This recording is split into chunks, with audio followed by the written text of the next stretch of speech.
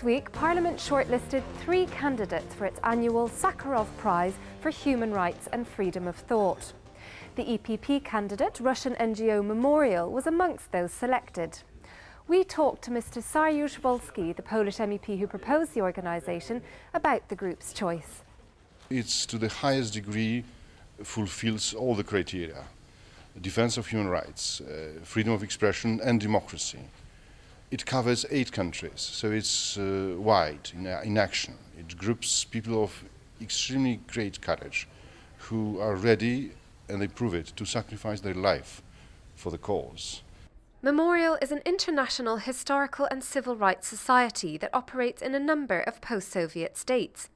It focuses on recording and publicising the Soviet Union's totalitarian past, but also monitors human rights in post-Soviet states at the present time, for example in Chechnya.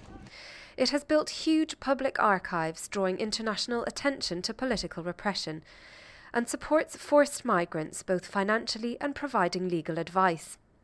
MEMORIal was first led by Andrei Sakharov, who gave his name to the Parliament's award. Many of us will also remember Natalia Estemirova, the MEMORIal human rights activist who was abducted and murdered in July, forcing the organisation to suspend its activities in Chechnya. This is a typical example of the kind of repression the organisation aims to combat and the dangers its activists face every day. It is not only to honour this organisation, which is normally the case of Sakharov Prize, but it's also to protect them and to give them a chance to continue their fight. The European Parliament has honoured work in the field of human rights, in particular in protecting freedom of thought and expression, every year since 1988. Past winners have included Nelson Mandela and Aung San Suu Kyi, leader of the Burmese opposition. She is one of those few winners who has never been able to receive her award because of her ongoing house arrest under the Burmese junta. The award gives those who win it much needed publicity and diplomatic support. If the prize goes to MEMORIal this year, the award will be received by 3 of its human rights defenders in recognition of their life's work.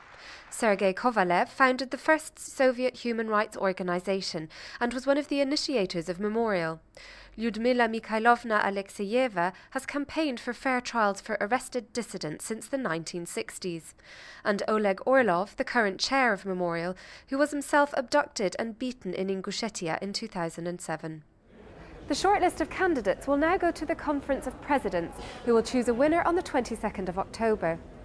The prize itself will be awarded at Parliament's December plenary session, on or around the 10th, the day on which the UN Declaration of Human Rights was signed in 1948. To find out what the EPP group is doing to keep human rights issues at the heart of the EU agenda, visit our website eppgroup.eu. Thanks for watching.